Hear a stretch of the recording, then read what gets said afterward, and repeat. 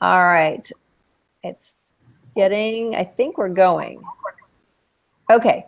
So welcome to the AIM Games for May 30th, 2017. It's a great day because my youngest son turns 26 today. So it's his happy birthday. And I just want to give you a little bit of kind of instructions about what we're doing here and how this is going to work. I want you to be relaxed. This is a learning session. This is a touch point for the faculty so we can help you with anything that you need help with. You are supposed to be working on your presentations and your style, and we do expect you to participate. So webcams on and audio's on, and helping to learn how to advise each other. That's a big part of what we're teaching you. I also want to have just a very brief discussion about what makes a good presentation. And let's do that. Do you want to do that at the end or the beginning? Oh, you could go now, I think. Not me. I thought you said if you wanted us to tell us what makes a good presentation. Yeah, what does make a good presentation? What do you think makes a good presentation? Being able to speak fluently, clearly, at ease. That's where I fall down. What about your slides? It should be legible. Not, I won't say overpowering is the word, but you know. Right. Not too busy. Not too busy. Yes. Right. Okay. So we're going to be looking at that, and we'll come back to that after we do everybody. So what I'd like to do right now is we're just going to go right through everybody. Do it in less than 5 minutes. Do your presentation, and then what we're going to do is sort of dissect them. And I want you to keep track of if someone really needs help on something or if someone did a really great job on something. I want you to kind of make a notation of that so that we can pull that up as we go along. Okay? So, who would like to go first? I actually would like to go first. All right, Madeline, you're up. So everybody, if you remember when we screen share, if you click on Madeline, what she puts on her desktop will come up first. Madeline, you remember how to screen share? Okay. If you can remind me how to screen share again? So on the top left, if you could just put your cursor on the screen, there's going to be a bar on the left, and there'll be a little green arrow.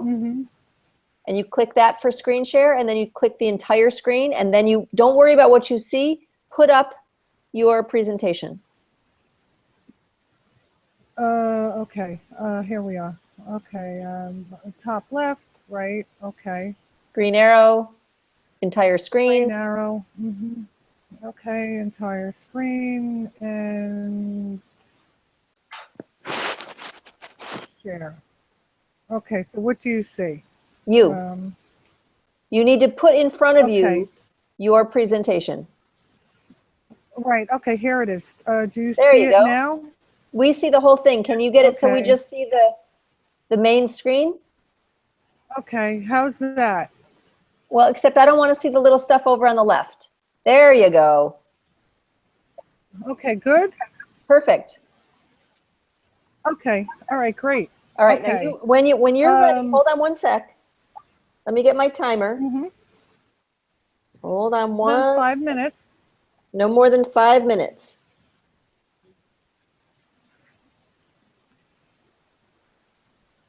Okay. You tell me when you're ready. Okay, I'm ready. Okay, go ahead, Madeline. Okay, the title of my project is Implementing the American Heart Association's Get With the Guidelines for Heart Failure tool to decrease hospital readmission rates and improve long-term care transitional care efficiency. The AIM statement that I created is directly related to increasing compliance with heart failure discharge transitional care standards by 25% by July 1st, 2017. The initial problem to be addressed and initiated because of hospital readmission rates being directly related to not only quality of care, but influenced by the Patient Protection and Affordable Care Act. They identified concerns related to reimbursement of hospitals because of readmission rates associated with certain diagnoses. The Center for Medicare and Medicaid decreased payment to many of these institutions that had an increase in readmission rates due to congestive heart failure, myocardial infarction, and pneumonia. In particular, congestive heart failure readmissions resulted in approximately 62% of a readmission rate in the first 2 weeks following discharge, which is a very significant percentage. In addition to that, 17.6% being within 30 days. Reason for my effort is associated with my survey, where I evaluated 30 charts of patients from Home Sweet Home that had a 40% or less ejection fraction, and found that only 3 of those charts, which was a number of 10%, had documented heart failure education for a duration of at least 60 minutes, which is a significant issue. So there was minimal education noted. This was significantly lacking. And there was a need for a comprehensive transitional care program that included screening, education, and follow-up care. My outcomes are related to identifying at least a 25% improvement in compliance of discharge with the transitional care standards to improve quality and long-term care for these residents. Those outcomes were to enhance team dynamics, improve measures such as transitional care standards, screening tools, medication, and overall quality of care. Here is the balancing measures, as well as the process and my tools for team engagement and patient engagement. And what I wanted to do as far as my outcome measures is to increase the number of staff empowered and engaged by 80% by July 1st. In addition to that, patient engagement, another 80%, where I wanted to increase shared decision-making by 80% by July 1st. 2 process measures were to increase the receipt of right of care for patient and family by 50%, and also increase the number of clients receiving nutritional support by 50% with the Get With the Guidelines tool. The balancing measure was directly related to the kickoff session, taking attendance, and making sure that adequate networking was completed with an overall attendance of 80% by July 1st.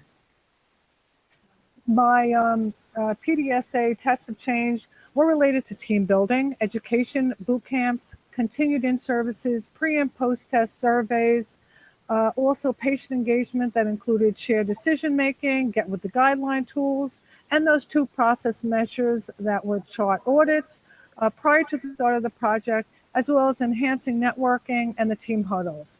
The primary objective to overcome these barriers is related to the necessity in creating a new culture and change the existing to ensure best practices are implemented, staff education and new nurse orientation, as well as to develop these new system processes which will overcome and meet temporary resistance. So buy-in by staff, collaboration with shared decision-making, availability of charts for accurate auditing, and networking and team engagement is my ultimate goals to meet my objectives. And that is my project. Okay, great job. Thank you. So we're going to save comments and just go on and get everybody done. So Okay. who would like to go next? I can. And who is I can? I'm sorry. Kayla. Kayla. Okay, Kayla, you're up. Maddie, you can stop screen sharing. Great job. Okay, thank you. Okay.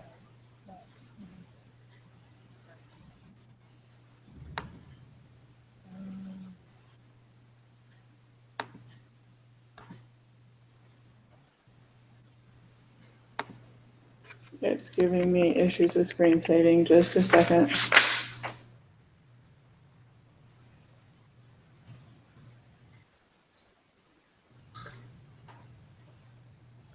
You just tell me when you're ready. Take your time. Oh, it was giving me some issues with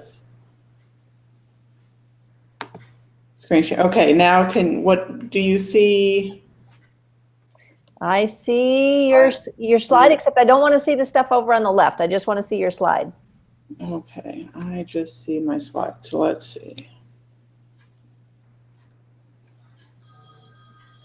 You have to go up to slideshow. Yeah. Okay, now the only thing I see is the presentation. What do you see? We see the presentation, but we also see slides 1 through 7. You need to get rid of that. Madeline, how did you do that on the, I have a Mac, so it's a little different. Yeah, I have a Mac too. Here, let's try this. There, now what do you see? Now it's good. What did you do? Oh, where it had all the list of the slides 1 through 7, up at the top on the right side of that list was a red X. I just clicked the red X and it went away. All and right. then I clicked play the slideshow. All right, hold on. I'll get you my timer all set. You tell me when you're ready. Okay, I'm ready. Okay, go ahead. The project that I am doing is called Improving Patient-Centered Access to Family Planning with a focus on LARC methods through patient and provider education. My aim is that New Birth Company will see an 80% increase in women desiring contraception choosing a LARC method by the end of 90 days. The problem is that 50% of all pregnancies in the United States are unplanned. And of these unplanned pregnancies, 43% end in an abortion. 10% of sexually active women do not use any form of contraception, and this accounts for about 50% of the unplanned pregnancies, leaving 50% of unplanned pregnancies being the result of a contraception failure. And the LARC devices offer a solution to the contraception failure rates. And the reason being the ACOG, which is the American College of Obstetrics and Gynecologists, recommends LARC, which stands for long-acting reversible contraception methods, as the first-line choice for all women desiring contraception. The patient tracer survey that I conducted at New Birth Company illustrated a lack of knowledge surrounding contraception methods, especially regarding LARC devices. We have no written education regarding contraception methods, side effects, risks, benefits, or procedures for the use removal currently available at New Birth Company. And 3 out of the 4 providers do not provide any LARC methods. And providers are currently responsible for continuing education and training at our own time and expense. And Nexplanon cannot be inserted or removed without provider training, specifically from a Nexplanon representative. And IUD perforations and complications happen at the time of insertion and depend on the skill of the provider. Continuing education regarding IUD insertion is needed to reduce these complications. And my outcomes and benefits is a shared decision-making tool will lead to women choosing the contraception method that best fits her needs, and contraception education provided at childbirth education class will increase knowledge about contraception methods and availability, and access to examples of LARC methods will decrease women's uncertainty and fear over an implantable device. And provider education will decrease bias against LARC methods and increase insertion skill, improving access to LARC methods for women being served by New Birth Company.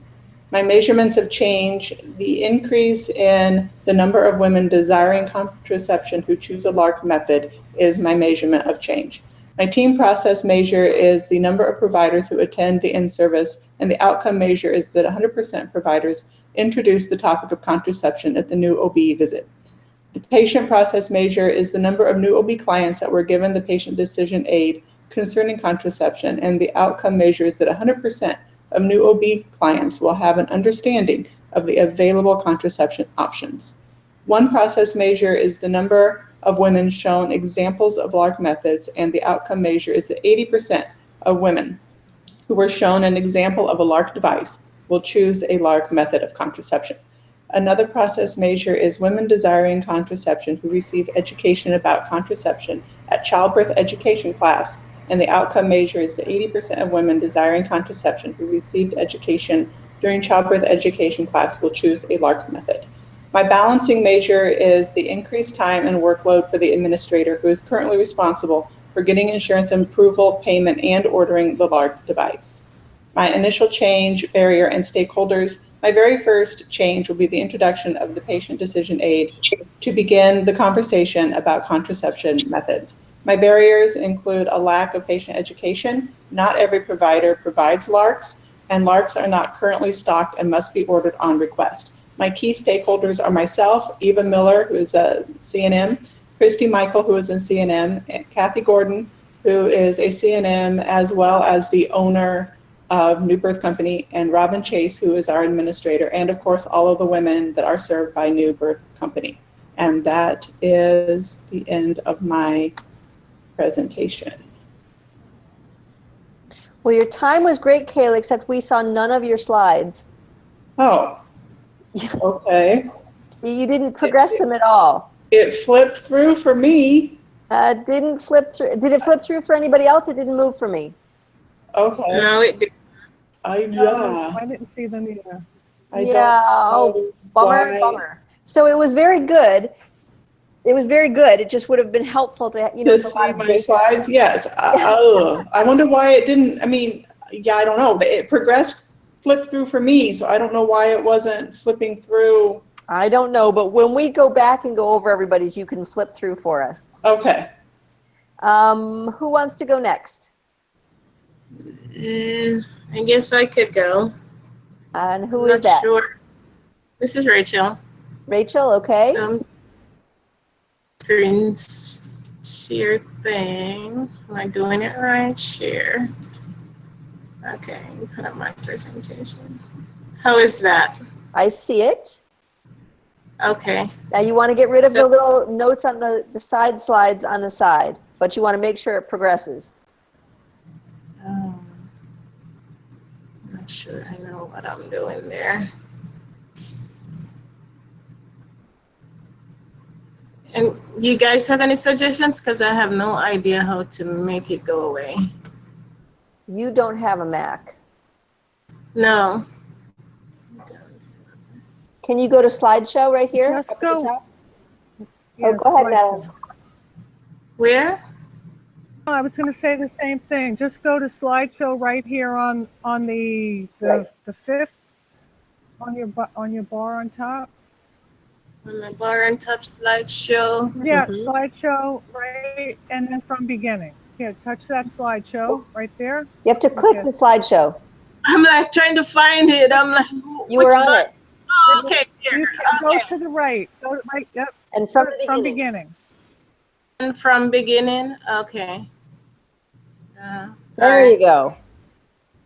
Okay. Okay, so, Rachel. Wait, hold on. Let me get my clock no, here. I'm not ready because I'm like, how will I advance? Let me see. Yeah, make sure it advances, because mine looked like it was, and it wasn't.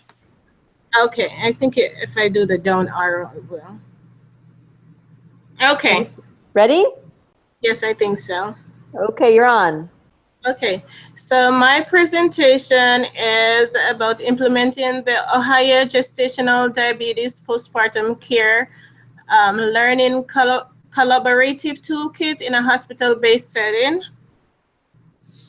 And my aim is to implement effective standardized intervention strategies to improve clinical practice and increase postpartum diabetes screening among women with a history of gestational diabetes by 50% by October of 2017, and that's at Parkland Hospital. The problem, according to ACOG, 6 to 7% of pregnancies are complicated by diabetes, with approximately 90% of these cases attributed to women with gestational diabetes. Both the woman and her offspring are at an increased risk for adverse outcomes. Approximately 70% of women with gestational diabetes will develop type 2. And then GDM overall is associated with higher costs. The reason for my project, it's to provide effective care and improve the gap in clinical practice regarding postpartum diabetes screening at Parkland Hospital. Currently at Parkland, we only screen our A2s, that's the population that's on insulin. Women that are not on insulin do not get screened postpartum. And a review of 20 charts showed that only 35% of the ones that we were actually screening were coming back for visit or were being scheduled for follow-up. So our screening rate's really low. Benefits is to develop, again, as I said, an effective and standardized process for scheduling follow-up visit, because that was one of the problem is that of the 20 patients or charts that I reviewed, 8 of them did not get follow-up visit and lab at all. So it's to create a standardized way of scheduling follow-up postpartum visits and ordering their lab prior to hospital discharge. I'm hoping that I'll achieve that at the end. And then to increase the overall postpartum diabetes rate by 50%. And then thereby improving clinical practice for these women with gestational diabetes. And here are my measures. I know it's a little wordy, but I didn't know how else to fix it. But my process measure for the team is basically, I'm going to create a PowerPoint in service when all the final details are worked out, and I'm going to do it in service for the staff. And I'm hoping that 100% of the staff will feel comfortable or verbalize that, you know, they're comfortable with providing the screening that we decide to come up with. For the patients, gonna be using a Likert styles survey to look at their satisfaction level. Also gonna be teaching a little behavior modification regarding, you know, their risk of type 2 diabetes, you know, modification lifestyle going forward, and the need for future screening. My second process is how am I gonna go about screening, making sure that the providers are doing the right kind of screening so these women are coming back or being scheduled properly. So we have, I'm working on 3 different little things right now, and I still have to get them formalized with the chief of the OB. But one thing is to come up with a postpartum checklist. Another thing is to make a hard stop in the computer, add the screen and the labs to the postpartum order sheet so it becomes standardized. And then a third measure would be to do like a follow-up phone call maybe 2 days before the postpartum visit, just to remind the patient that about their visit. And then I'm hoping that at the end that, you know, 100% of these women will be will get their postpartum labs and their visit scheduled before they leave the hospital. And in the end, that I'll see a 50% increase in the number of women coming back for their postpartum screen. And then for my D process, I'm going to be using another checklist. Again, it's more about providing appropriate care for these women when they come back. Again, it's more lifestyle, making sure that they had their visit, a little contraception, breastfeeding. So I have a little checklist I'm gonna use for that. And that 100% of these women, when they come back for their 2-week postpartum visit, will get this appropriate care as my outcome measure.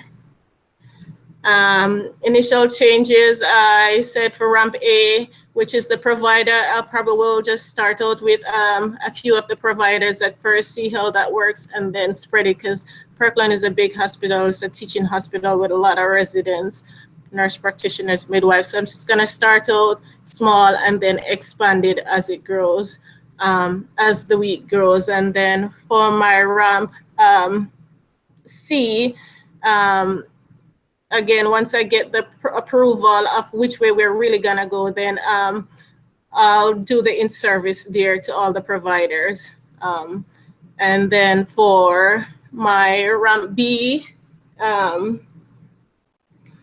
which is patient education, again, I probably will just start out with the patients, my ramp B and D, start out with the patients that I'm seeing at first, and then see how that goes, and then expand it to others. But my barriers, again, is possible resentment against a certain aspect of the tool, which I'm kind of getting a lot of pushback, but I'll see how it goes. They're not willing to screen everybody at this point. So I probably will just have to work with the population we're screening. And then, as I said, again, it's a large teaching hospital, so I'm working with a big population. So a lot of, different providers to get this thing working smoothly. My key stakeholders are Dr. Brian Casey. He's over the family medicine clinic at Parkland Hospital. And then my nurse manager is Janice Langford. Those are my two key stakeholders along with myself right now.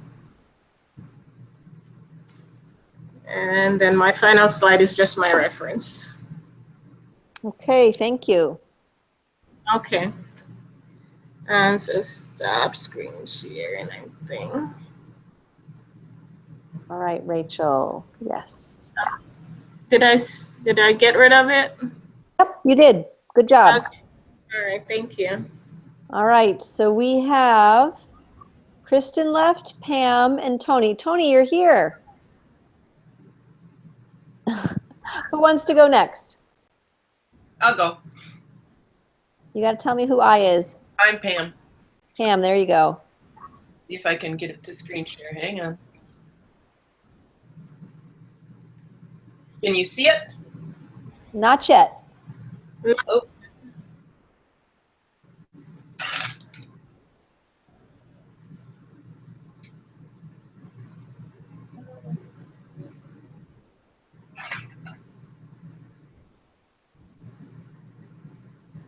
So up on the top left, if you take your cursor and just move it around, there'll be a bar that opens up on the left row. There you go.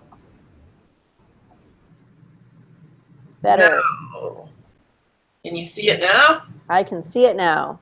All right. Uh-huh. And that's going forward? Yes. Going forward? You tell me whenever you're ready. All right. So my statement is to increase the effectiveness of the screening and management of the BMI in chronic pain patients by 60% before August 27, 2017. The problem is the obesity that continues to increase in the U.S., currently with 2/3 of the U.S. adults being in that category of being obese, and also the direct relationship between the obesity and the back pain and the joint pain, osteoarthritis. I work at a pain clinic, so I see this directly affecting my patients every day. Obesity also causes many other comorbidities, such as hypertension, cardiovascular disease, type 2 diabetes. And the problem was apparent when I reviewed 22 of the charts, and 18 of the 22 showed an increased body mass of greater than 25. Reason for the effort then is because of 18 of the 25 charts reviewed had that high mass, the average BMI was actually 32.7. And when I looked further, I realized that only 6 of the 18 of these overweight patients actually received the educational materials on obesity risks and lifestyle modification. Even though a lot of them had been documented, they actually weren't receiving the materials. I also realized that no height was being measured. We were using only the patient reported height, and no waist measurement was being taken, which with certain patients also increases their risk for other comorbidities. And there is quite a poor staff attitude and knowledge about obesity in general. The expected outcomes are development of a well-defined standardized process for the BMI screening, staff awareness of the importance of the screening, the improvement of the attitudes of the staff towards obesity. Also, what are some of the causes? Some of my younger rooming staff don't necessarily realize that, you know, there can be other causes besides just overeating, and then also the comorbidities that can occur with the obesity. Patient education on nutrition and healthy lifestyle choices and awareness of benefits and weight loss. So I want the patients to be aware that even a 5% weight loss can decrease, in our case in the clinic, some of their chronic pains, pain in their joints, etc. They don't have to necessarily lose their big 100 pounds or whatever that they might need, but even if they can get 5% off, 5 to 10%, they're going to see some benefits. And also I want to begin the utilization of the motivational interviewing by the staff and the providers. So the measurements of change. So the first one is the increased staff knowledge about the obesity, the attitudes, beliefs, and nutrition. I did find a really good, it's called ATOP. It's very interesting, but it's to definitely increase their understanding, and hopefully I'll improve on that within 80% is my goal. I also want to implement patient motivation readiness to change tool for patients with a BMI over 25%. And this will increase the patient understanding of the obesity risks and the health benefits of the weight loss. My goal again is 50%. I want to increase the number of patients with elevated BMI receiving the weight loss counseling by 25%. And I'll increase the appropriate treatment according to the guidelines. And increasing the number of referrals that follow through. So I want to utilize the case management tracking to make sure that the referrals, the patients that are actually being referred for nutritional counseling are actually following through and going to the appointment to get some evaluation. And my balancing measure is, I'm a little concerned about decreased team morale. They already currently complain about having to do extra things when they're rooming the patients. This is specific more to the nurses and the rooming MAs.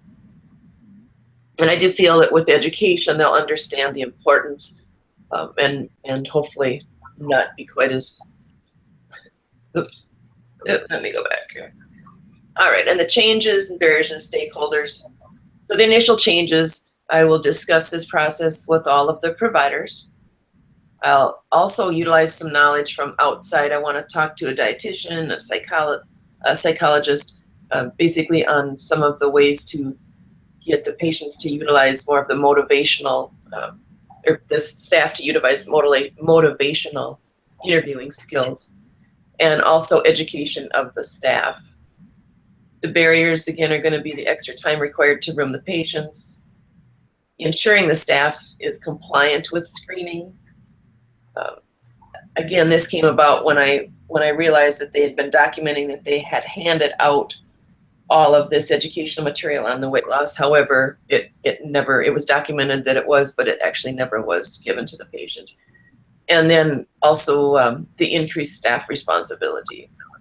The key stakeholders are the doctors, the doctors that own the practice, and then also us as the nurse practitioners and PAs and staff, and patients. I think we're all somewhat stakeholders in this. And my reference. Great. Okay, Pamela, thank you.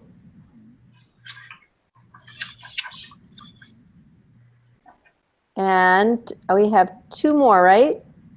Kristen and Toni, who wants to go next? I'll go. This is Kristen. Okay, Kristen, you're on. You tell me when you're ready. Okay.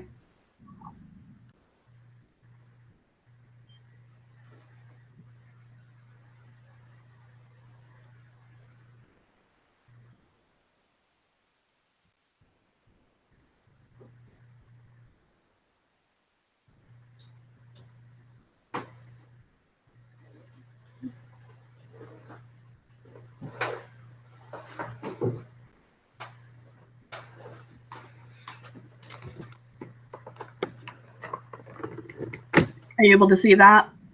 I still just see you. Okay.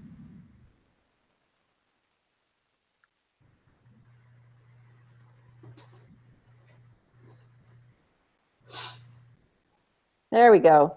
Okay. Now just get rid of the side. There you go. Perfect. Make sure you can advance it. Perfect. Okay, I'm ready. All right, you're on. So the title of my project is Improving Weight Management, Patient-Centered Care, Utilizing a Self-Management Goal Worksheet Within a Rural Midwifery Practice. By September 15th of 2017, we will increase the percent of women receiving weight management, patient-centered care by 50%. The prevalence of obesity has tripled since the 1980s, and approximately 36.5% of the US population is obese. Obesity is a risk factor for many serious diseases such as diabetes, heart disease, stroke, and some types of cancer. And the associated healthcare costs for the US in 2008 were estimated to be $147 billion. The utilization of patient-centered care strategies can prevent and treat obesity to promote health and wellness in women. Upon chart review, there are areas for improvement in weight management counseling and referral among pregnant and non-pregnant women.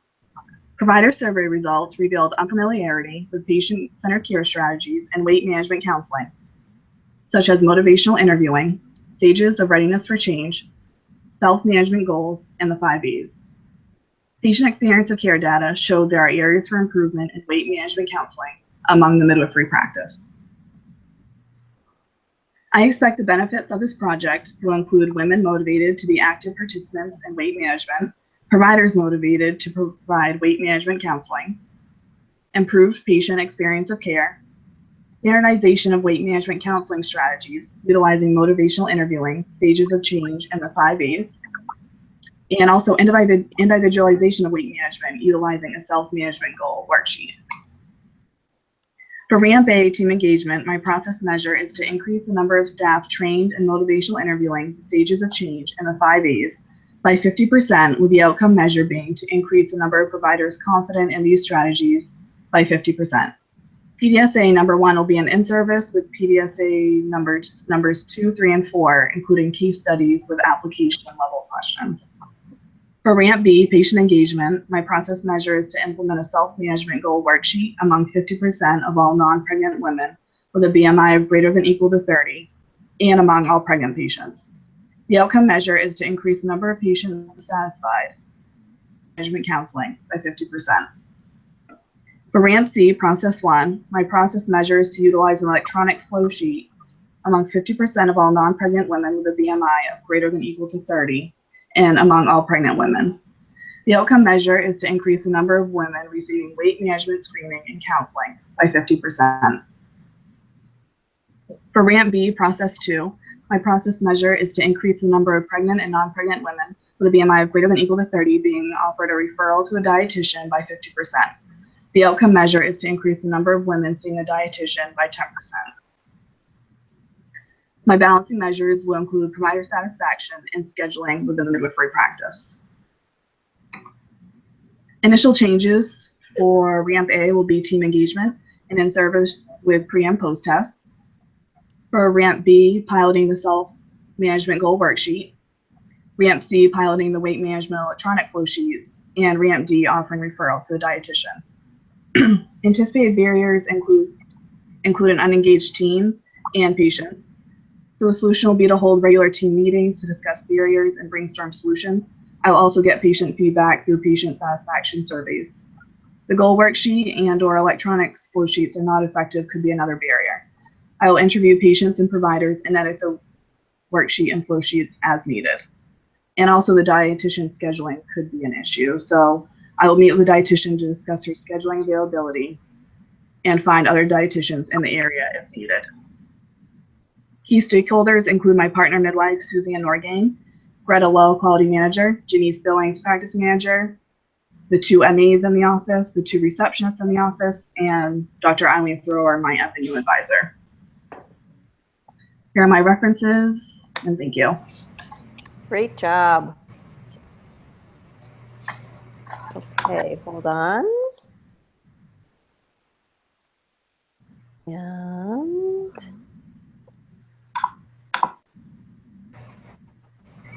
Okay, so Toni, I think you're up. Okay. Can you hear me? We can, hooray. Perfect. I'm excited.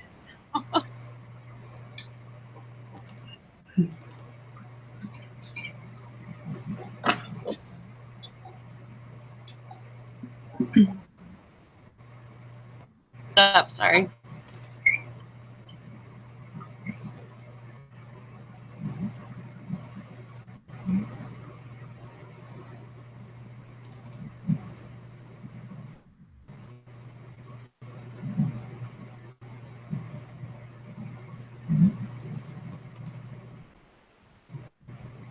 So now if you just put your slide up, you should be good to go. You should be looking at your presentation. Okay, it's trying to open.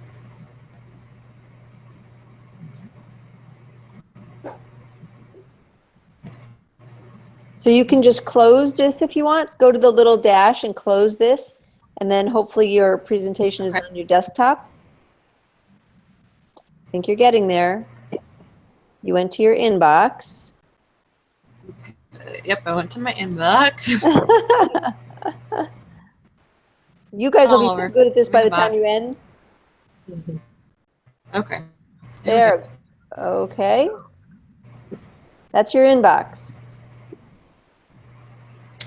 That's me again. I'm trying to get it to corner. So Toni, just go to your presentation. Do you know where it is on your computer? So I had to download it to this one, so I'm trying to get it because I had to switch it from my other. Sorry. No, you're good. It's this whole thing is struggling. Oh, let me go here.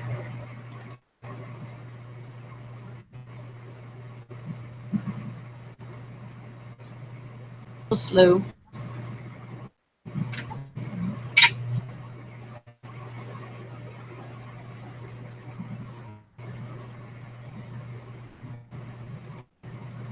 Can you see it now? No, Toni, I can't. Oh, wait, I do. Protect your baby from whooping cough. Yep. All right, I see half of it. Okay. Making it bigger. It's coming. Good job. Oh.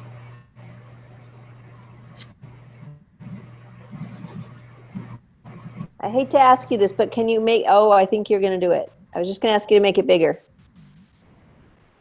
I'm trying to make it bigger. No, I knew you were on it. God bless you. We've lost it though, Toni. Yeah. Why don't you just go back to it small? Oh, okay. Well, the way it was. I'm just trying to get back to that one.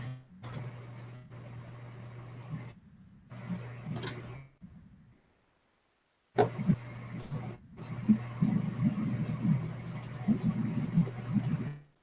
don't know what this is doing.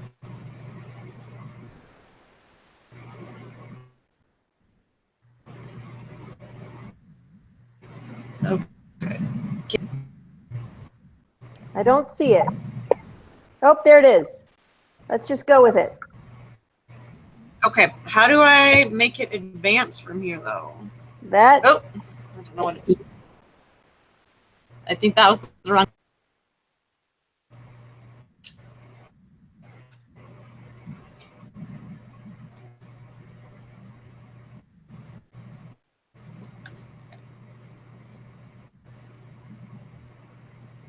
Toni, are you there? I'm just trying to get this advance, and it's not advanced. Toni, what if you just scroll down because we could all see it? I'm trying to scroll down.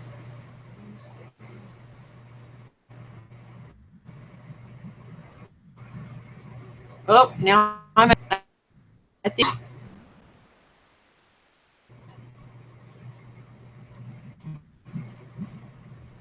You got to the end. I got the beginning and the end. Oh my goodness, I'm so sorry. Toni, why don't you keep playing with that? Meanwhile, I'm going to talk to everybody. When you get it, Okay. just yell to us and we will listen. Okay, sounds good. All right, so you all did pretty well. I'm going to give a high five to Maddie, Kayla, and Kristen, who are all under 5 minutes. Maddie was actually 5 minutes, 10 seconds, but I probably could have cut 5 more seconds off of there. Rachael and Pamela were a little bit long. Yeah. Maddie, Kayla, and Kristen, how did you do it that you got it to be under 5 minutes? Do you want me to try to show you my slides and see if they'll advance? Well, we can do that in a minute. Let's see how you did it. Can you tell me all how you did it under 5 minutes? I feel like I raced through it. And that's kind of how I think I got under 5 minutes or at 5 minutes, 10 seconds. I know I spoke too quickly and I have a tendency of doing that. And where's Kristen? Kristen, how did you do it? So I had to cut back a lot. In my charter, I talked specifically about what I found in my chart audit. So during my presentation, I just cut all that out, cut out all the percentages and just gave like the bottom line of what I found from my chart review. And that cut it down by a lot. Uh-huh. Yeah, because yours was actually 4 minutes and 22 seconds. So you really just cut out the fluff and went right to the nuts and bolts. Yeah. Okay. A lot. And let's see, Kayla, how about you? How did you get yours to be 5 minutes? I didn't include the worksheet that we had to do that had I didn't put that in my presentation. I just kind of talked about on the slide that talks about my, I think my measurements. I just did my process measure and my outcome measure for each of the 4 ramps as just one bullet point. I didn't put the whole, and didn't try to talk about the whole measurement worksheet. Right. In the presentation. I knew it would be way too long. And so how many of you practiced 3 times or more? Yes. 1 I person? 2 persons? 3 persons? Yeah, so this is the kind of thing that you have to time yourself. So you all know about the little button up at the top that says, practice review your slides. You guys all know about that? Sorry, I'm moving. My computer's about to die. I got to move. So there is a practice, and you can go through your slides and actually time yourself. And so I would encourage you all to find that little button up at the top and do that and practice it, because it makes a huge difference. It's hard. It's really hard to cut out what you said. And the reason I'm going to hopefully give credit to the right person. I wanted Kristen, I think it was. God, I'm not going to remember which of you it was. It was you. I think it was Kayla. Kayla, you are the one who said you didn't put all your measures down, right? Right. Yeah. I didn't do the measurement worksheet. Right. So remember, when you are doing a presentation, you could put up the whole measurement worksheet so that people could have it there and they could look at it. It's a really busy worksheet. But you don't have to go through each one and each operation, because then, just like Maddie said, you feel like you're racing. You're really trying to, and nobody's really listening to you because it's so fast. Not that we didn't listen to you, Maddie, but I mean, if you are trying, that particular slide is so dense that you did a good job, guys, putting it up, but it's just a lot.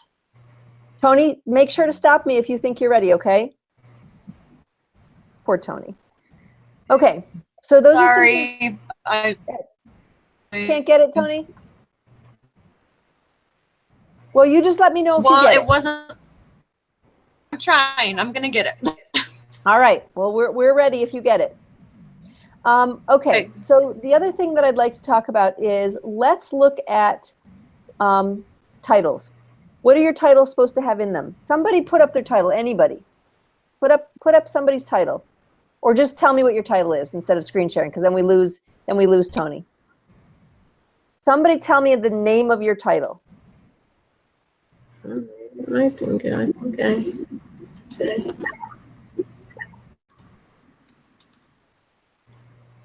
Just spit it out. Kayla, you're muted.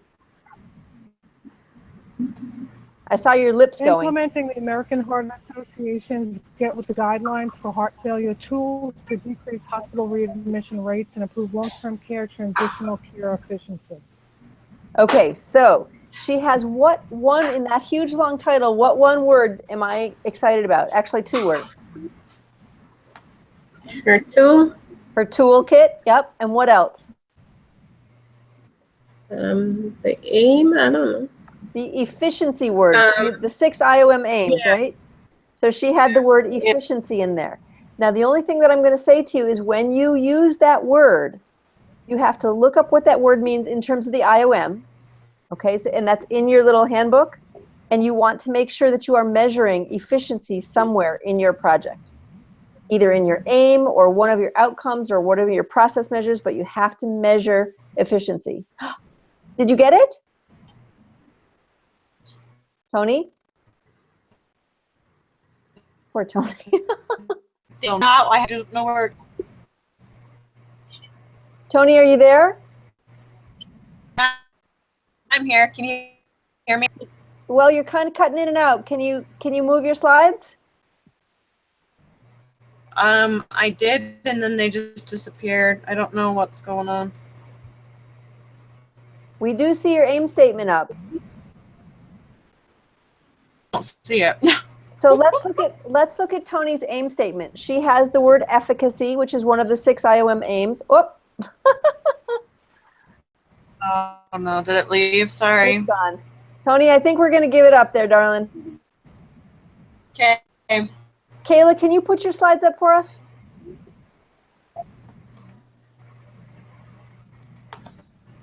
Toni, you can keep playing with it, see if you can get it, but we're going to just not have you screen share at the moment. Okay, Kayla, this is your title or your aim? This is my title. Let me. Okay. So title, here and she has which one of the 6 IOM aims? I think patient-centered. Patient-centered, right.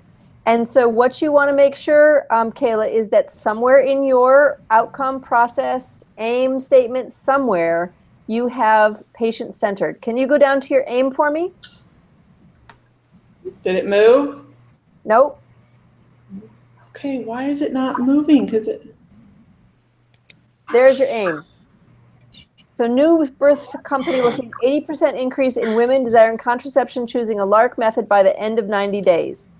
So she's got for whom is the new birth company patients, women.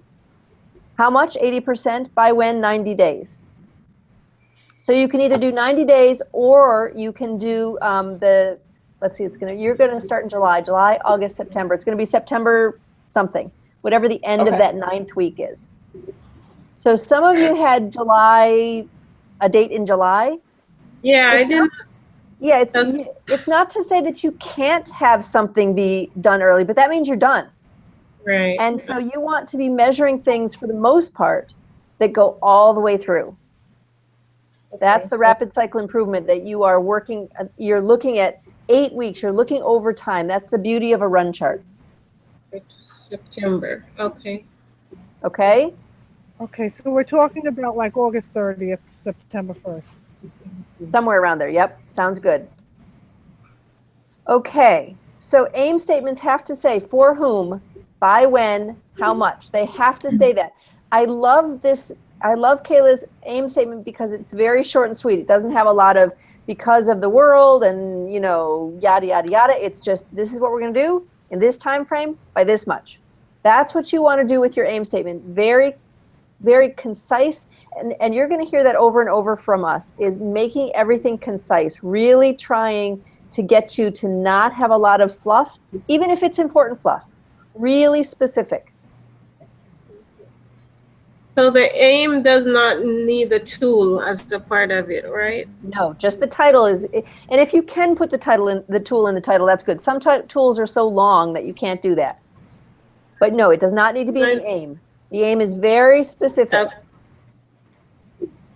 Okay? All right, Okay. Maddie, can we see your aim?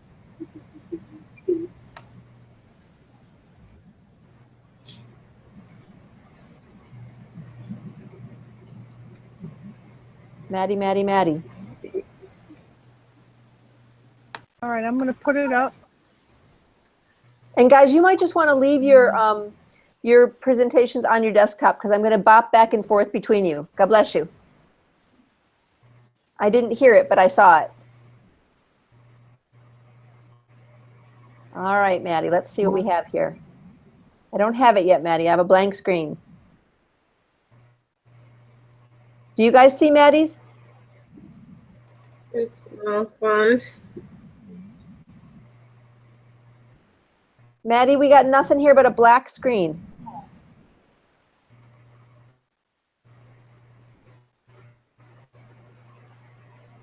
This is our tech issue day.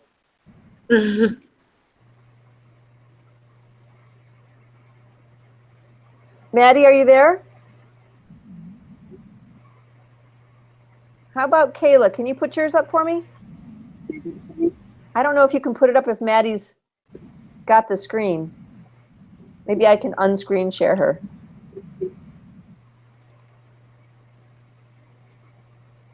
We're back to Toni.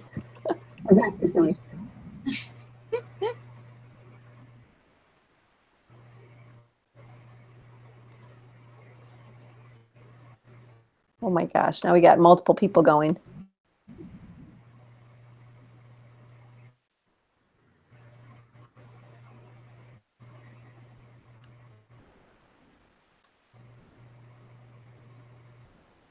Presentation working. Is that Toni?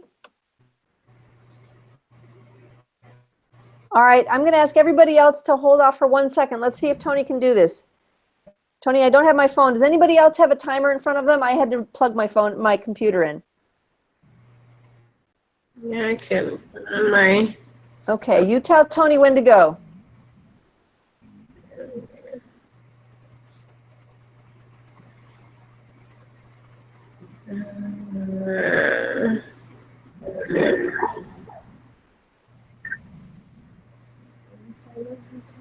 Okay.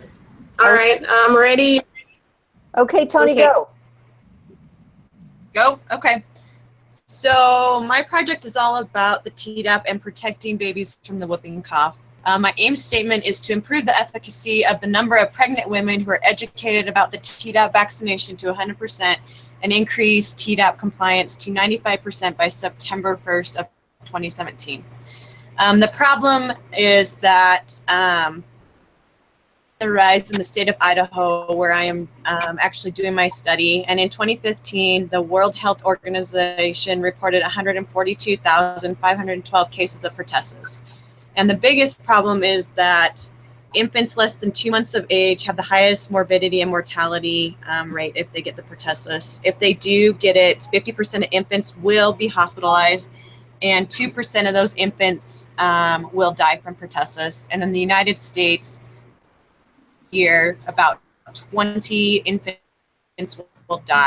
The reason I'm doing this project is because at my clinic, there is a need for better Tdap compliance. Patients are not getting educated like they should about the Tdap. We're missing Tdap administration, and sometimes we don't even have a reason listed why the Tdap was not administered.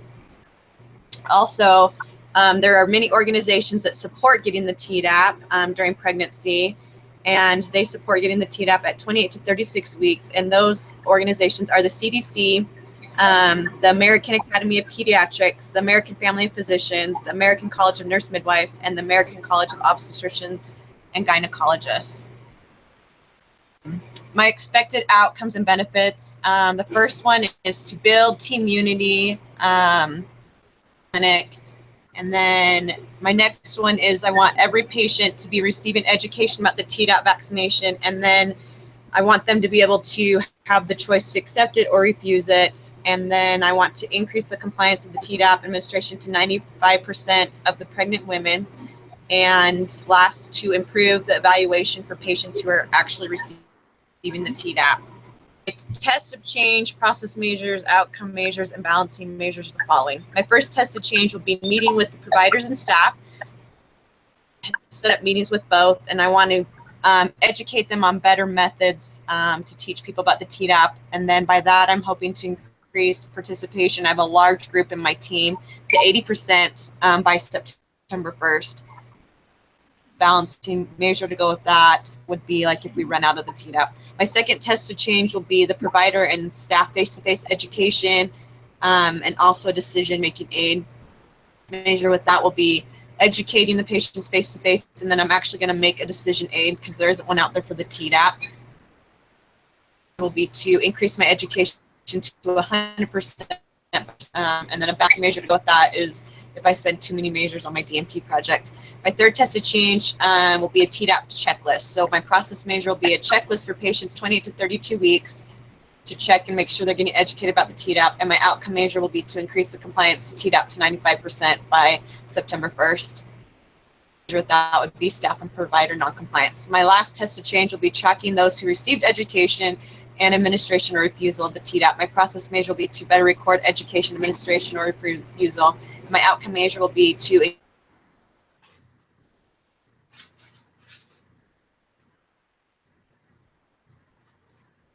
Does anyone still hear Toni? No, she's gone. Poor baby. No, I don't hear her. And I apologize. When I tried to pull up my AIM statement, I lost my connection. No worries, Maggie. Okay, Toni, I saw you come back. Are you there? Okay. All right, guys, we're gonna go on. I feel horrible, but I'm not gonna make you all sit here. All right, so we were talking on AIM statements. And so they have to say for whom, by when, how much. We had a lot of good AIM statements. Make sure your aim is the big bow. The aim is like what you're really, no pun intended, what you're aiming for, what you're hoping to get out of this whole thing. So you're increasing compliance with a standard. You are increasing, please don't ever say there's someone here and I don't remember who. Rachael, I'm going to pick on you for a minute. You sort of said it, but not really. Don't ever just say we're going to screen people. And I use the example of depression. So your title and your aim, you never want your title and your aim to be, we're going to screen people for depression. And another thing you don't want to do, and I'm not saying you did this to Rachael, is you never want to say to 100%. Because 100% is pretty darn tough to get there. You can either, if you know your baseline, you can say, I'm going to increase it by 25% or 30%. That's somewhat reasonable in 8 weeks, but you know your team. But you want to make sure that you don't say we're just going to screen for depression, because how ethical would it be to say, yes, you have an EPDS, which is a standardized depression screening school of 18. Have a nice day. My aim was to increase the rate of the patients returning for their diabetes screening by 50%. Right. And what I'm saying to you is I want you to do more than just get them back for their screening. Right. There was a first part to it. Okay. No, you don't have to show me. I'm just telling you, make sure you're not just screening. Make sure you're screening and treating. Right. Okay. I'm glad that you caught that. That's great.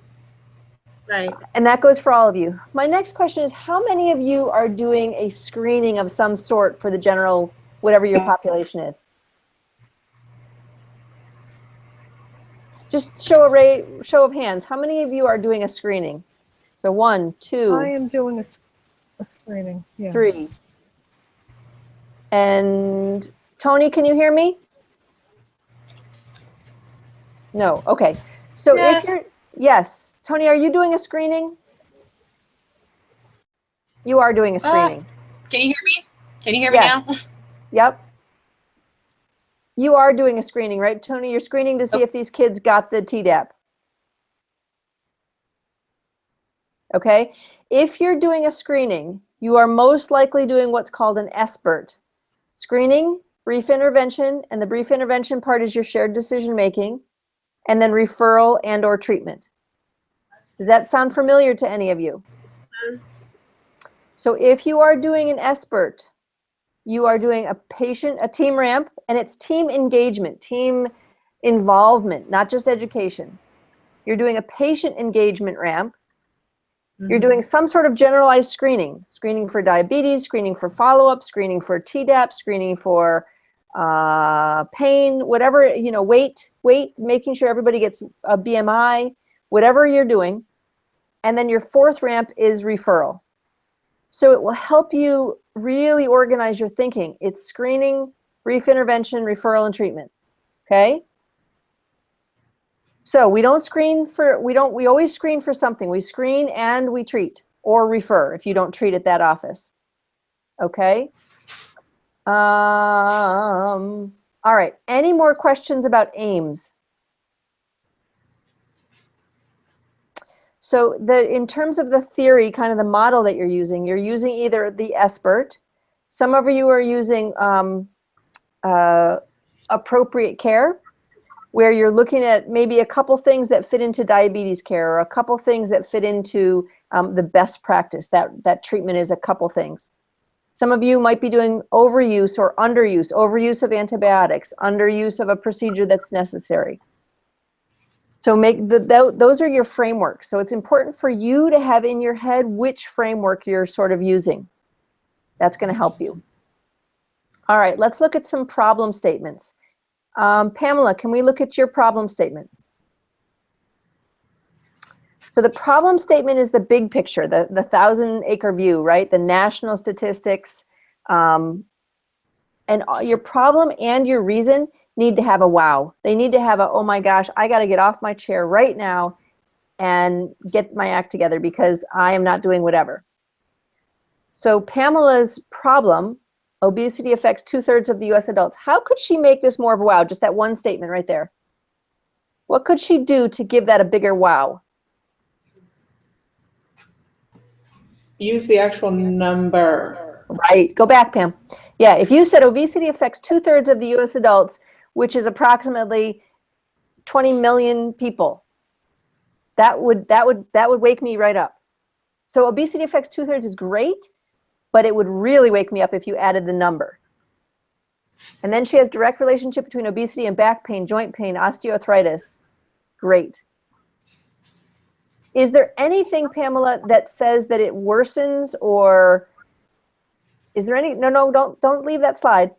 Is there anything that is a little bit more bang for your buck besides a direct relationship? Does it worsen them? Do we know if it worsens them? I'm not asking you to make it up.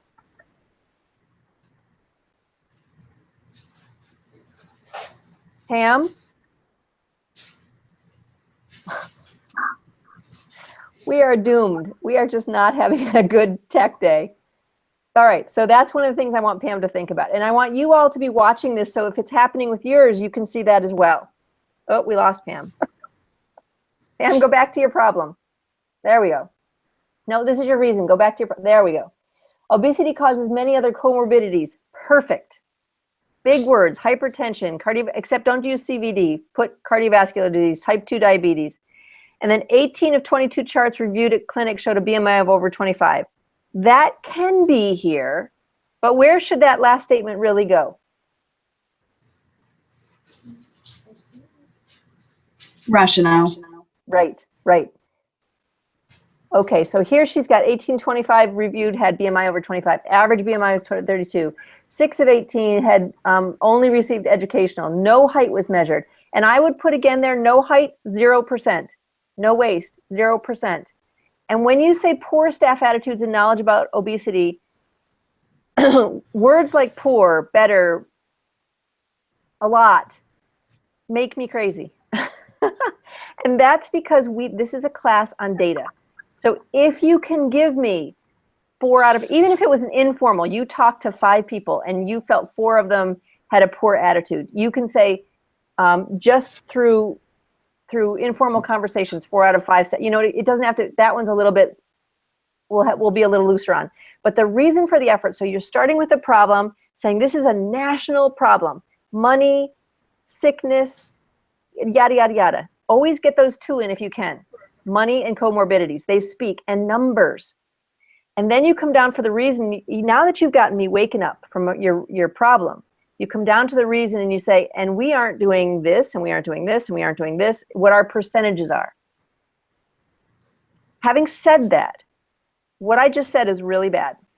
You don't want to say we aren't doing, but you want to say we have lots of room for improvement.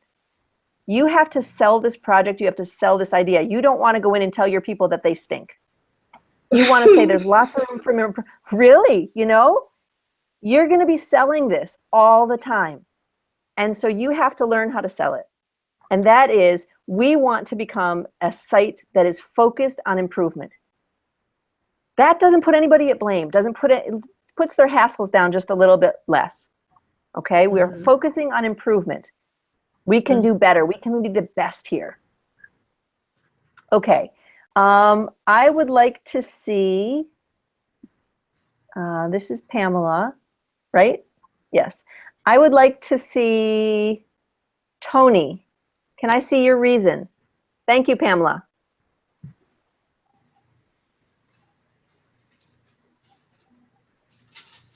Oh, Toni, poor Toni. Sorry, Toni, I forgot that I just asked you to do this.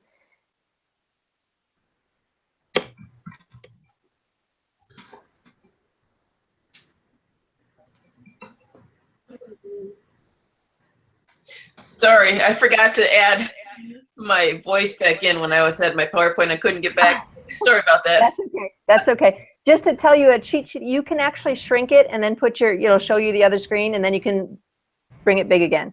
Okay. That's okay. Toni, don't worry, my dear. You got it up once we saw it. I'm not going to make you go through that hoop again.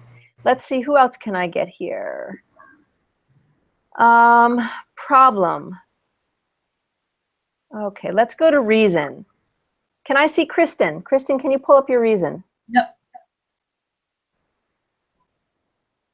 Toni, you hanging in there?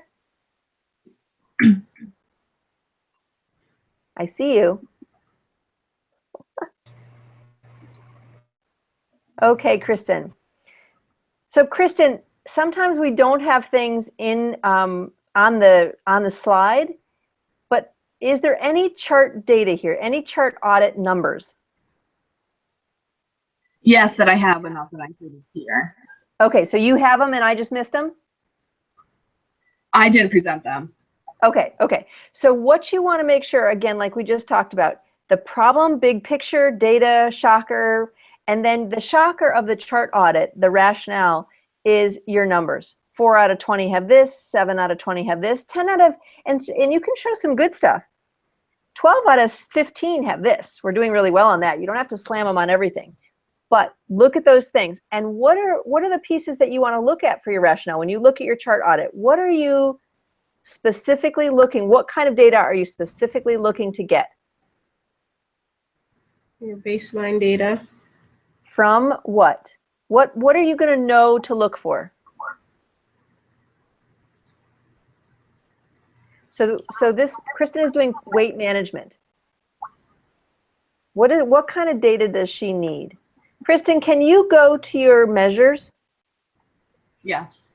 Thank you.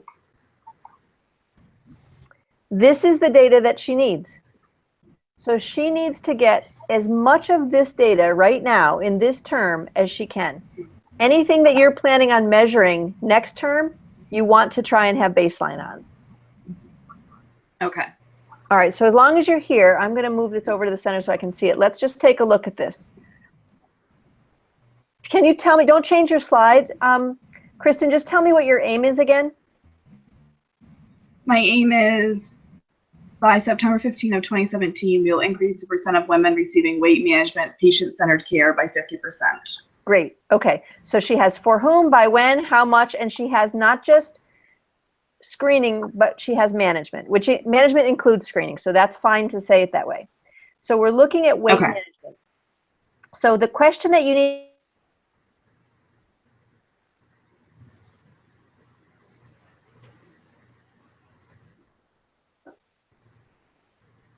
Hello? Can you hear me? Yes, I can hear you now. I can hear you. I think we lost Judy. Yeah, oh, okay. I was gonna say I lost her. Yeah. One of those nights.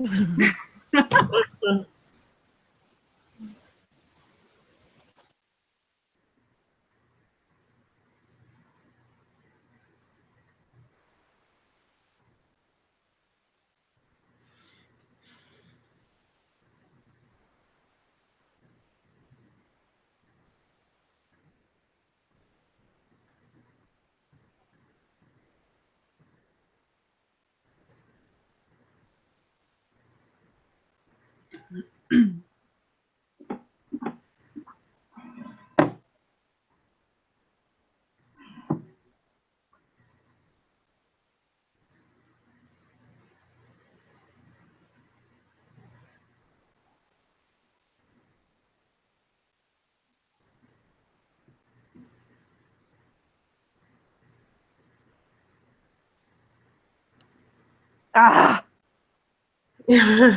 ta-da! Oh my gosh, I swear to you, we are cursed. We are cursed, folks. Welcome back. I can't even believe I got back in. It's one of those ones where I'm sure you all know you're scrambling around going, oh. All right, so what I want to say to you before we get cut off again, you have your aim over on the right-hand side, okay? You have your outcome measures here, you have your process measures. You have to ask yourself, if you know your aim is correct, you know your aim is true, big picture, all of the things that you're going to work on are going to result in this aim.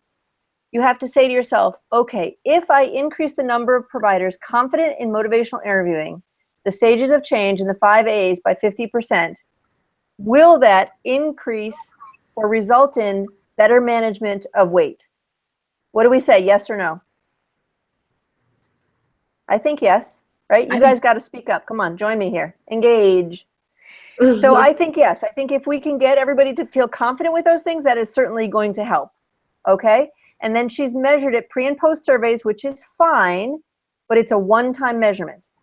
Case study post surveys, number of providers confident, score over 40. Perfect. So she's got an actual number that she can measure throughout the whole 8 weeks and see if that number gets better. Beautiful, beautiful, perfect. Now, let's see if her process supports her outcome. Increase the number of staff trained in motivational interviewing, the stages of change in the 5 A's. Operational is the number of staff trained over the number of the staff on the team. I would say yes, the number of staff trained is going to support their confidence in all of those tools, right? And that is going to support your outcome of better management of obesity. Anybody not see that? It's really important that you understand that. Mm-hmm. Raise your hand, yell out if you don't get it. Okay? So you look at your aim, you make sure your aim is correct. Then you look at your outcome without using all the fancy words. What do I want the outcome of my team to be? She's got the word here, confident. I love that. It's not just that they're going to understand it. She's taken it up a level. They're going to be confident in this. And then her process is she's got to train them all. Now, the only thing I'm going to say about her operational definition is the number of staff trained over the number of the staff on the team is correct. However, if you have a staff of 3, is measuring the number of people who get trained important? Is it going to yield any data that's going to be really significant for you? No. No. If you have somebody here, and I can't remember who, is training a whole big team, who is that? Me. Who's me? Oh, sorry. It's Rachael. Rachael. So for you, it very well may be terribly important because it may take you 6 weeks to get most of the team trained. Right. So measuring the amount of people who are trained might be very appropriate for you. Yeah. Okay? So other things that she's got to increase the number of staff trained. Well, she's got 3 things here. I mean, it works. It technically is correct. It's just you have to ask yourself, if I do this work, am I going to get much benefit from that? Okay? And you want to think about only your test of change. I love the fact that these are so short and sweet. So you have your RAMPS worksheet.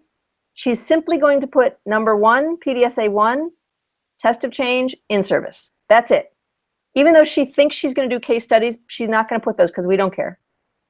Okay. And the reason for that is that when we go through the next cycle, we'll see that she did an in-service. What's she going to do this time?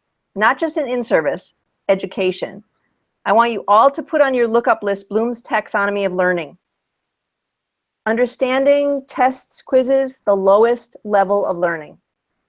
Doesn't mean you can't do them, but if you're really looking to engage, you're going to have to go higher on that list. Okay? And then I also want you to write this down. Diana sent out a PowerPoint last week. It may have been this week, but I think it was last week. And it said, educate, engage, empower. I'm going to say that one more time. Educate, engage, empower. So that's sort of like Bloom's taxonomy. It's huge. So you want to remember that. You have to start out, everybody has to be on the same page. You have to educate them, right? Patients, team, everybody. But then you got to move beyond that. You just can't keep educating them and expecting that that's going to change. How many smokers do you think, let's change it around. How many smokers do you think don't know that smoking is bad for them? Not many. They know it, but that doesn't change their behavior. So it's the first step, but it usually doesn't get us there. Okay? So I want you all to really sink that in your brain. Patients, and same thing. So let's look at, she's working on weight. Let's look at, we'll look at one more and then we'll go to somebody else's. Increase the number of patients satisfied by midwifery weight management counseling by 50%. So if they're satisfied, is that going to, if they're satisfied with the counseling that they get, is that going to lead to better weight management? I'm not going to say anything till you speak. I think so. Who's I think so? Kristen. The one who wrote it. Okay, Kristen, tell me why. Well, when I did, for my patient tracer, I did a survey of the current weight management counseling, and there are areas of improvement. So I just kind of took that as well. If patients report better, feel more satisfied with the weight management counseling, then maybe that will affect weight management overall. How is satisfaction being measured?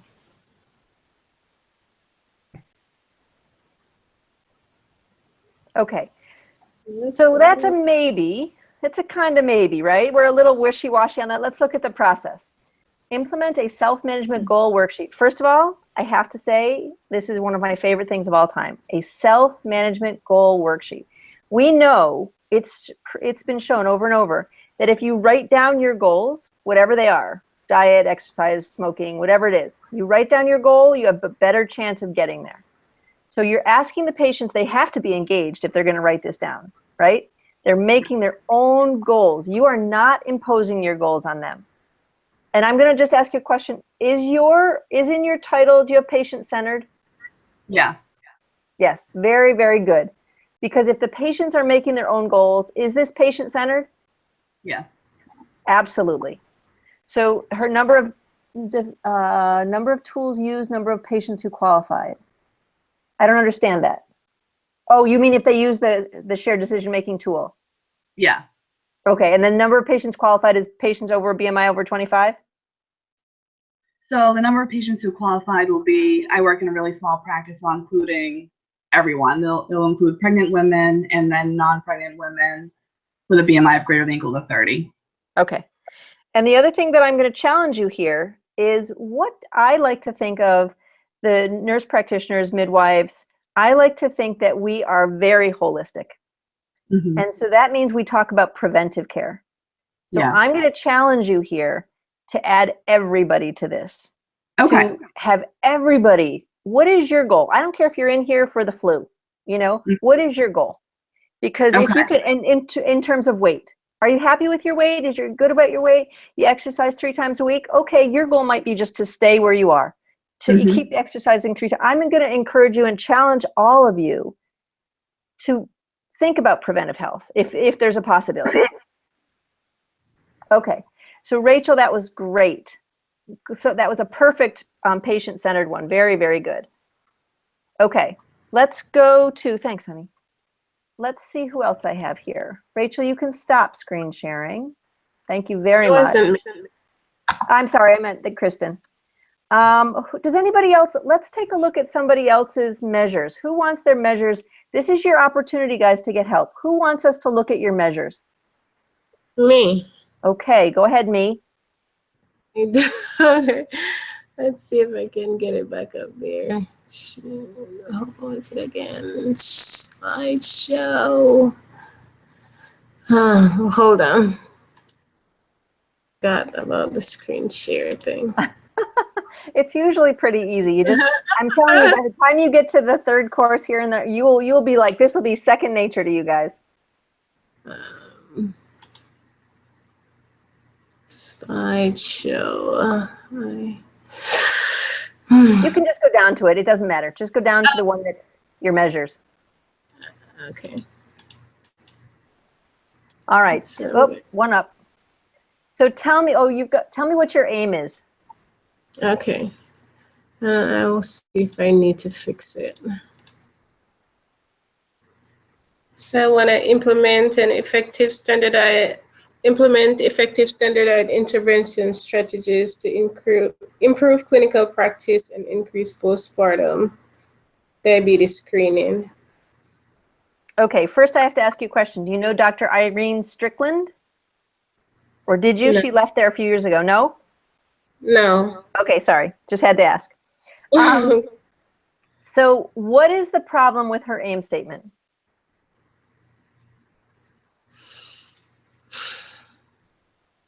I don't know. Come on. Do we have a who it's for?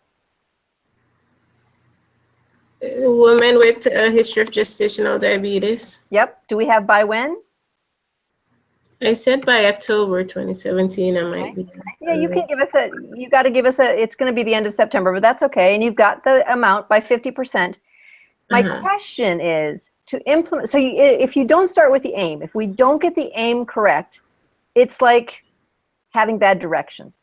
You can't get there if you don't have good directions. So you have to, in order for your outcomes to, that whole process that we just went through, does the outcome lead to the aim? Does the process lead to the outcome lead to the aim? You have to make sure your aim is right. And I think your aim is right, but I think what you mean to say is instead of effective standardized intervention strategies to improve clinical practice and increase, that's a mouthful. So you're going to improve, we're just talking now. You're trying to improve the follow-up of these women and their treatment, right? Right.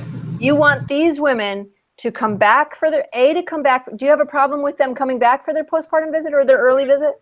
We have a problem with them being scheduling. At first I thought the problem was the patient, but then I realized the providers too are not. Okay. So you need to get them back, and they need to be screened, and they need to be referred to whoever they're going to go to, right? Because we don't just want to screen them.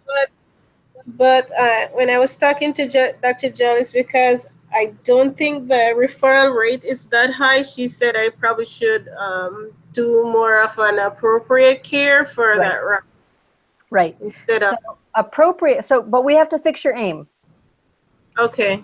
So your aim is screening, is bringing them back, timely referral, timely return to postpartum visits, right? Because it's a timely thing. And it is screening and referral.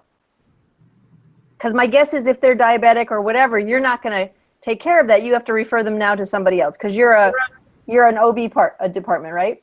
Right. We do have a referral. Okay. Is that correct? Yes, we do have a referral system in place right now. Right. But I mean, that's what you're doing. You're not treating them, you're referring them. Yes, we do. Okay. So your goal is to increase to 50% screening among women with a history of timely return for postpartum, screening and referral. Oh my God, I can't even think of it, but that's what it is. Okay? So I think that's what you meant, but you have a lot of words up there. Even though I'm not addressing referral in But Right. remember what I just told you, you don't really want to just screen them. You don't want to screen these women and say, you are referring them. You said, you just told me you had a referral. Yeah, I mean, we have a referral in place because she said I probably wouldn't have enough patients screening negative for referral, that I probably should focus on more of an appropriate care for that ramp. Okay. But so appropriate care is going to be what? So appropriate care is like a checklist. So did they get their 2-week screening? Right. Checking on their mental health status. How are they doing? Did they get their contraception, breastfeeding? Okay, so you're looking at all of postpartum. You're looking at a postpartum bundle. Okay, so you've got to fix your aim. You've got to change that aim to incorporate appropriate treatment. Screening, timely return to postpartum, and appropriate treatment, especially for gestational diabetes women. Or are you going to do all women? No, it's just the gestational one. So it's going to be appropriate. It's going to be timely return to postpartum visit with a screening and appropriate treatment, for a woman with a history of gestational diabetes. Okay. All right. Does that make sense? You're screening yes, and you're giving them appropriate treatment. So what she's doing, when we just talked to Kristen, and Kristen was going to see if she could possibly incorporate preventive treatment. So instead of just giving that shared decision-making tool to the 4 people, I can't remember even, were we talking Pamela or Kristen, who we were talking about, there might not be enough. What Rachel's saying is she may not have enough people who, when they come back for the gestational diabetes test, there might be only 3 of them that actually have true diabetes. So her referral would be, that ramp would be so small. So what she's changing it to is she's changing it to appropriate postpartum care for these women, which means, if you look at appropriate postpartum care, it's contraception, breastfeeding, mental health, depression, and she's looking at their screening. So she's broadening that piece of it a little bit so she has enough women in that ramp to give her some substance. Does that make sense to everybody? Okay. So if you could go down to your measures now. Okay. Okay. So you only need 1 balancing measure. You can have as many as you want, but you only need 1. Some of you had a balancing measure for each ramp. I love you, but you don't need to have 1 for each ramp. 1 balancing measure. Stay right there. Okay, let's look at, we've already talked about team and patient. Let's look at her process. So her process for C is a 2-week postpartum scheduling checklist. That's what she's hoping to do. And her outcome is 100%. So remember, you're never going to say 100% of women. I will change it. 100% of women with type 2 diabetes will have their 2-week postpartum visit for diabetic screening scheduled, have a fasting blood sugar glucose lab ordered, and are given their appointment before leaving the hospital. Okay, and so if they get that, if they have an appointment made at the hospital and all those things ordered, is it going to increase the appropriate treatment of gestational diabetic women? Is it going to improve? I want to hear from the peanut gallery here. I mean, I think that's one part of the process. Okay, Rachel, hold on. I want to hear. I think so. Sorry. Yeah, Madeline, yes? I think it's definitely, yeah, absolutely. Okay, now let's look at her process. 100% of providers will use postpartum checklists to verify that all type 2 diabetics have their postpartum visit for diabetes screening scheduled, have a fasting blood sugar. So the number of checklists completed over the total number of patients discharged is how she's operationalizing. The other thing I didn't tell you is when you start to wonder if you're saying the same thing in 2 different ways, you look at how you've operationalized it. So here she's really, what she's doing even is she's implementing this checklist. So her process is to implement the postpartum checklist. And then, so she's measuring how many checklists were done out of the total number of patients, the part over the whole, which is correct.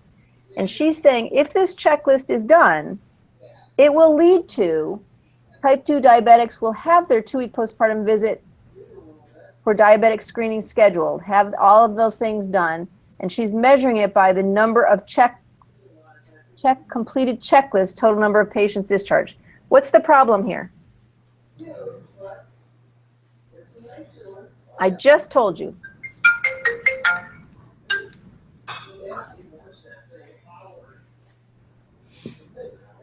Look at her operational definition for her outcome and her process. She's measuring the same thing. Exactly the same thing. So she's saying it in two different ways. So that's your third check. Your first check is my aim correct? I'm not just screening people. I'm giving them appropriate treatment, referral, something. Your second check is the outcome an outcome? And when I first read her outcome, I thought to myself, that's a process. But then she explained it, and I said, okay, I can buy that. And then when she told me her process, I was like, okay, I can buy that. And you kind of get caught up in it, right? A lot of words. But when you look at the measurement, she's measuring it the exact same way. So let's see what her second one is. 50% increase in the number of women with a history of diabetes who are followed up for their scheduled 2-week postpartum diabetes screening. Okay.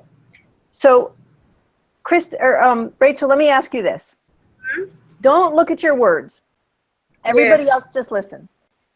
If we have this checklist, meaning before they leave the hospital, their labs are ordered, they have an appointment, and the checklist, whatever else you have on the checklist, they have their appointment, they have their labs ordered. That's it, those two things.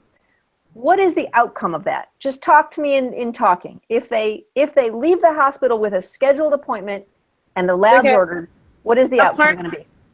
So part of my problem was that 8 out of the 20 did not get scheduled by the providers. And they didn't show because there was no visit schedule. So I was thinking in my head, if we can get the providers to provide the visit schedule, that it might lead to them showing up. Aha! So one of the things, Rachel, that you're going to work on is conciseness of words. Okay. So you want them to show up for the visit. Yeah. You want them to make that appointment, make as in keep that appointment and get their care. Yeah. So it's really two things. And let me just look at, so because it's two things, it's keeping the appointment and getting part of the appropriate care, right? Getting the gestational diabetes part. Right. Your process, 100% of women with history will receive effective post. So so your D ramp is the appropriate care of everything else. Right. That's okay. I think a part of it is in D, and I think I have another part in the B ramp. That's okay. That's okay. We're just looking at C right now. Okay. So does that make sense to you, Rachel? That what? Your outcome for this process. So your checklist is perfect. Having them make an appointment before they leave the hospital, having the orders all done is perfect. Right. And the outcome of having that done is that they're going to get to that appointment. Okay. Timely maintenance of those appointments with appropriate follow-up of gestation, is it considered screening? Appropriate screening. Is that right, folks? Am I saying that right? It is. They're going to do it, or diagnoses. No, it's screening again. Yeah. That could be. Screening. It's screening. Okay. Yeah. So you ask yourself, and then you put what is your test of change? It is that checklist. You're implementing a checklist. Mm-hmm. Now I'm going to say one thing. 100% of women with a history will have the effective postnatal care checklist completed. So is this the same checklist or a different checklist? This is different. This one is this is appropriate care. Yeah, this is postpartum discharge. Okay, my only piece here is somehow you've got to close the loop. So anytime you're bringing people, you're scheduling them to come back, that's part of your plan. Mm-hmm. You've got to close the loop to make sure. You've got to have some sort of what's called a case management log that says, yep, they actually returned. So it's one thing to make the appointments for them, schedule the labs, and then you're hoping they're going to come back, but you got to have some sort of a follow-up log there. So in the clinic, we actually do, because the way I did my chart audit, it was like the manager, we have a log of all the patients who show up that day. Perfect. and what they showed for. Uh-huh. So I can go back and look at that log and say, yeah, 3 showed up today for postpartum diabetes screening. And you said, What, are you talking about? Your second part of that is that. So I would just add number of women who showed up for or who kept their diabetic screening visit and had their screening labs. Okay. That way you can get rid of the number 1 process outcome and just keep number 2 outcome. To get rid of this one. I can't see where you are. Okay, the 100% of women. Yes. Get rid of that one. And Just put a line through it right now. Don't get rid of it so that you can go back and look at it. So this is my 2-second analysis. So I don't want you to get rid of anything completely. Just put a line through that number 1. Okay. And then you'll keep number 2. So now she's going to implement the checklist as her process measure. She's going to measure the number of checklists done, which is scheduling people and ordering their labs. And her outcome is going to get that these people actually come and they get their labs done. Right. Perfect, right? Are we perfect? Okay, so so I don't need number 1. Okay. Well, number 1 is the same as your process. Okay, all right, I see what you're saying. Okay. All right, let's move on or you're all going to fall asleep on me. Thank you for sharing, Rachael. Thank you for your help. Okay, who wants me to look at their outcomes? Who wants us to look at their outcomes? This is sort of, you did your problem, your problem, which was your big picture. You went down to your rationale, which was your particular chart audit, who had what, and now you're kind of coming back out and saying, what is going to happen? What is going to be the benefit to this clinic if I actually get this done? Does anybody have a problem with that one or want me to look over it?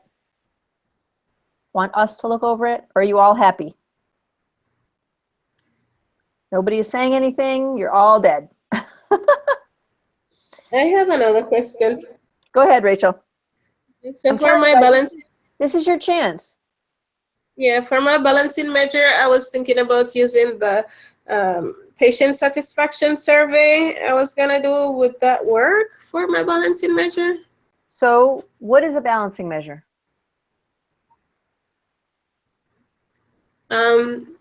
Basically, my understanding is if I implement this one thing, is it gonna cause other things to probably go in another direction? That's probably not. Yes. So it's certainly possible if you tell people you had diabetes and you need to come back in 2 weeks.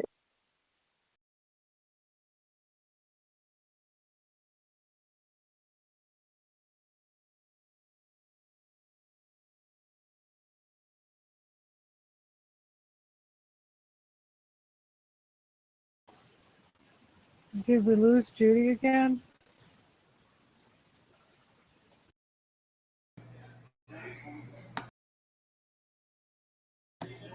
I think we lost Judy.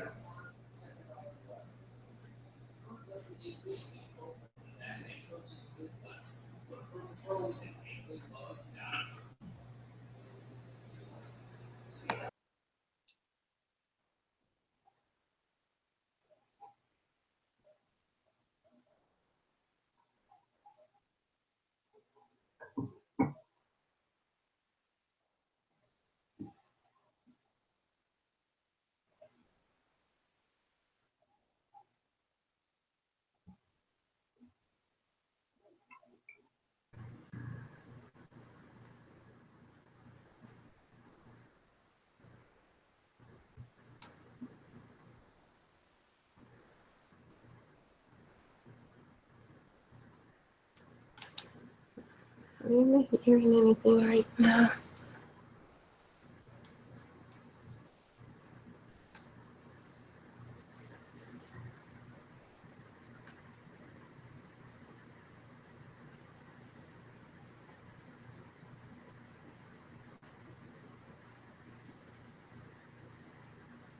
All right, I'm back. Oy vey, oy vey. All right, guys, I don't even remember what I was saying. Measures, outcomes, balancing measures. Okay, yes, so Rachael, you're correct. That is a balancing measure. So very commonly, if you're asking your team to do something more, What are you all, every single one of you, what are you pushed for and stressed about when you're in the clinic? As a provider, you're seeing patients. What's really hard always, every day? Not enough time. Not enough time. So if you can, and you also want to look at something, so if you have patient satisfaction that you already have a measurement tool that's being used, or if you have EHR where it's clocked in or they sign in and they sign out or something, if you can add on to something that is being done already, you're going to have more success than if you're going to make them start something new. So yes, you could do patient satisfaction. You could do time. You could do, you know, if you're looking at decreasing C-sections, you don't want to increase the NICU admissions, you know, those kind of things. If you're doing weight management, you don't want to upset people because you're talking about their weight, that kind of thing. So yes, satisfaction would be an acceptable balancing measure. But really think, really, I'm asking you not to take the easy outs in some of these, and I'm asking you to really think, what could go kerplooey if I do this? And then you can, and that's your balancing measure. Okay, initial changes, we talked about those. Those are, you're going to be, everything you do is ramp A through D. A, team ramp, B, patient ramp, C, process, and D, process. So every time you talk about initial changes, think each one, what am I going to do? And not lengthy, and have an in-service. I'm going to institute this shared decision-making tool. I'm going to institute a chart audit, pre-clinic checklist, whatever, okay? Then the other thing that I wanted to just share with you, what is the difference? Did I ask somebody this? What is the difference between a shared decision-making tool and a decision aid?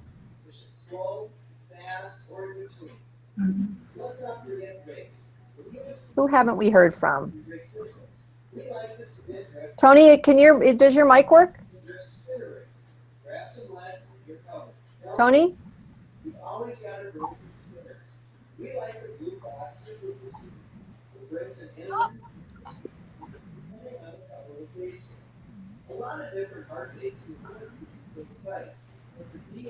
Nope. A shared decision-making tool, I think, engages both the provider and the patient together, whereas a decision aid is something that's more independent on the part of the patient. I love that, Kayla. Thank you. So I have another student who's got this wonderful tool. You know, it's just great. It's on birth control, and it's got all sorts of if you want this and if you want this and yada, yada, yada. But when we're stressed, and I think, Kayla, you were the one who came up with saying time was always the crunch, right? Yeah. When we're stressed and we're running behind, the tendency might be to go, here you go, here, read this, and then come back and let me know what you want to do, right? Yeah. There isn't that standardization of you do this part and then bring it to me, and now I see you've got a score of 8 or 5 or whatever it is, or you've picked this decision aid, or you've picked this, and now I have to interact with you. And there's no way to measure it, right? So your shared decision-making tools often have a measurement. They have a couple questions, or the patient has to fill it out. If they have to fill it out, they obviously participated in it. And then you just have to make sure the provider does their participation point. So make sure that you're doing shared decision-making tools, or if you have a great decision aid that you really love, look at some shared decision making. There are just blanket sort of shared decision making questions that you can look at. You just Google it and say, what are the things that I can look at here, and how can I make this tool a shared decision making tool? Okay. So remember, educated is great, but it's the bottom level. Educate, engage. A shared decision making tool is engaged, and if you engage them and you have a good discussion, give and take.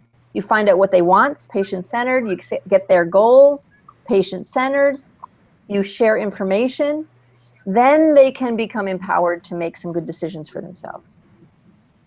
Is that pretty clear? Okay. So we've talked about a lot of stuff here.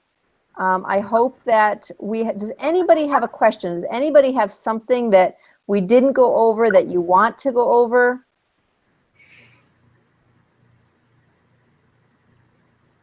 Last chance. Let me go home, they say.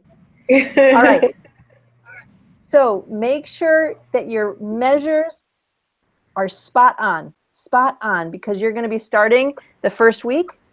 So you want to make sure that, well, actually the Monday of the second week. So you want to make sure they are absolutely right. Talk to your faculty advisor, whoever that is, and make sure that you are clear on that. Ask yourself, is my aim appropriate? Does my outcome lead to my aim? Does my process lead to my outcome, lead to my aim?